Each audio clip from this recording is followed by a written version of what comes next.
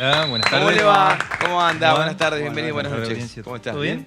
Bien, bien. Aparte con un tema muy interesante, lo veníamos anunciando ya desde el comienzo del programa, que tiene que ver con el autismo en las personas, pero desde la psicología, Diego. Sí. El autismo, bueno, es un tema que diría yo también, además de un interés para la psicología, es un campo que es de gran interés para el mundo de los adultos, ¿no?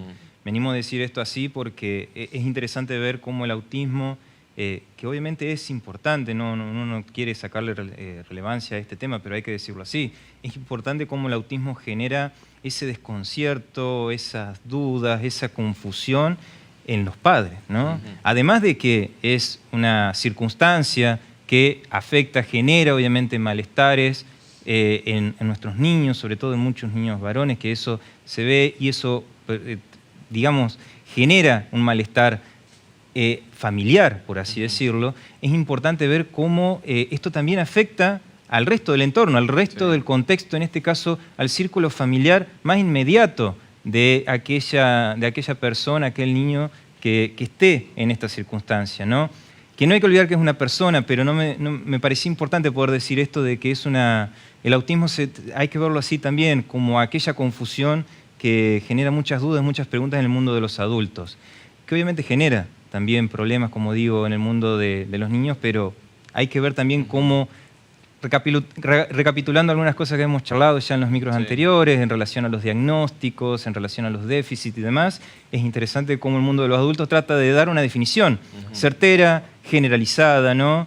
Para poder tratar de dar una descripción médica, una descripción teórica, filosófica, de bueno, eso que le está pasando al niño.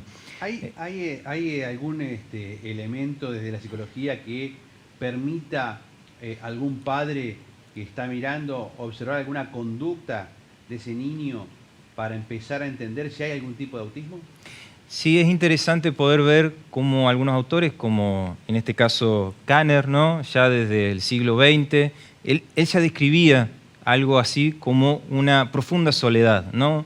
Él describía que era un síndrome, pero hay que ver esta característica de la profunda soledad en tanto ese niño manifiesta, aún estando nosotros presentes, el mundo de los adultos o los adultos más inmediatos estando presentes, como si no estuviéramos, ¿no? Como si no pudiera registrarnos.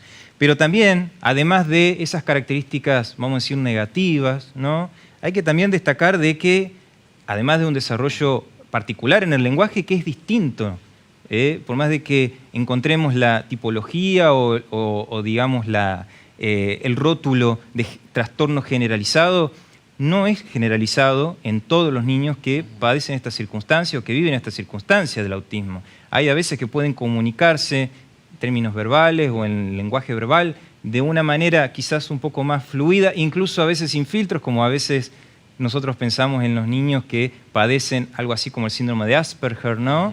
Pero también están aquellas dificultades en lo verbal donde no puede comunicarse, pero se expresa de otra forma. Entre otras características, hay que también ver de que los niños a veces que sufren esta circunstancia tienen a veces la característica de estar muy enfocados en ciertos objetos, ¿no? No en cualquier objeto, en ciertos objetos. Una memoria interesante también a destacar. Por lo tanto, entre otras características, pero a lo que voy es, para la charla de hoy, es ver cómo estas personas con autismo, no estas simples personas que, vamos a decir, tienen un déficit en el desarrollo, tienen un déficit en este caso fijo, algo que no va a poder ser solucionado, no lo sabemos, es posible poder tratarlo, pero estas personas que pueden llegar a verse desde una lectura médica, biológica, como dice también Juan Bassen, la biología humana también está hecha de tiempo, de lazo social, de palabra y también de trabajo, ¿no? Por lo tanto, amplía el margen de una lectura puramente médica, puramente biológica, de la cual no estoy diciendo que hay que negar, no estoy diciendo, como hemos dicho anteriormente con los diagnósticos, que no hay que usarse, los diagnósticos sirven para orientar. No, complementar. Complementan, tratan de dar una mejor comprensión, pero en este caso en el campo de la discapacidad y en la cuestión del autismo, es interesante ver cómo esas personas donde tienen ciertas dificultades en ciertos terrenos, bueno, cómo en los contextos y en los entornos poder potenciar aquellas habilidades o esas expresiones que quizás sí pueden ayudar a darle el estatus que corresponde a esa persona. Una persona en derecho con ciertas cuestiones a atender. Diego, hay cierto grado de autismo. Ahora, te pregunto, ¿cómo es el trabajo en la psicología y el autismo? Es decir, ¿se trabaja con la familia?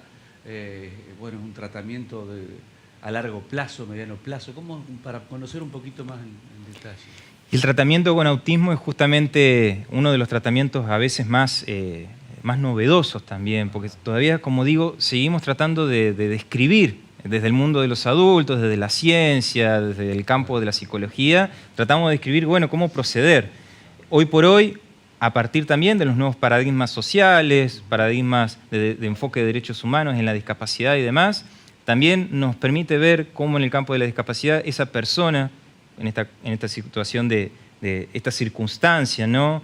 Que podría llegar a potenciarse, bueno, cómo el campo profesional puede ayudar en esa intervención a poder amplificar esa situación de esta persona, pero sobre todo, que es muy interesante lo que vos decís, que está bueno poder remarcar, que la familia también forme parte del tratamiento, en el sentido de que lo que dicen los padres, los ideales que frente a esta circunstancia de un diagnóstico, frente a estos síntomas que hemos estado describiendo, afectan un montón a los padres, ¿no? Y los padres en ese sentido es comprensible que se sientan mal, porque hay a veces, vamos a decirlo así, un proyecto familiar en jaque, ¿no? Sí. Hay un duelo que procesar frente a una circunstancia tan desconocida en un hijo, en una hija, en este caso un hijo con autismo. Por lo tanto, es interesante también y es importante acompañar a los padres e invitarlos también a que puedan expresarse, porque a través de las palabras de ellos, a través de la rutina de ellos, de su historia, también nos sirve a los profesionales del campo de la salud mental a poder ayudar a entender la circunstancia de quizás cómo comenzó o cómo está ahora para poder proyectar algo, ¿no? Una intervención, obviamente, con un grupo interdisciplinario. Y el entorno también, o sea, no solamente los padres, sino también el entorno, por ejemplo, los compañeros de la escuela, del jardín, es necesario que ellos también aprendan cómo poder dialogar con ellos, vincularse para poder, digamos, como incorporarlos al grupo, por ejemplo.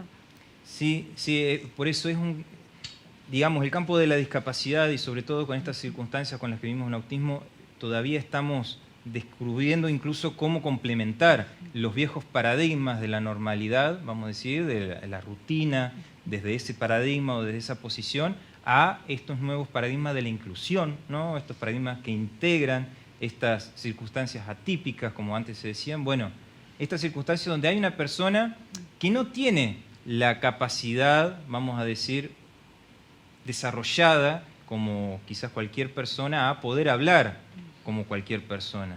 Porque también hay que decir, no todas las personas hablamos igual. Sí, obvio. Más allá de la circunstancia que estemos viviendo, si estamos padeciendo un autismo u otra enfermedad, ¿no? Qué bueno, digo, que pueda la gente que está en casa ahora, por ejemplo, mirándolo, escuchándolo, que pueda profundizar, como dice usted, por supuesto por el chico o la chica, pero también por la familia, que se acerquen, que consulten, que lo hablen. Es una buena herramienta que pueden aportar. Sí, porque sobre todo cuando nosotros intervenimos, entiendo yo de que los padres guardan un montón de expectativas, ¿no? En los profesionales, lo cual obviamente tratamos de tomarlo y tratamos de cumplir, pero también es importante de que en esta circunstancia el contexto familiar o en este caso el hábitat natural donde está conviviendo el chico también pueda tener cierta implicancia y pueda participar, porque va a ser, vamos a decirlo, 24 horas, ¿no? Sí, que ese hábitat también pueda ir incorporando ciertas herramientas.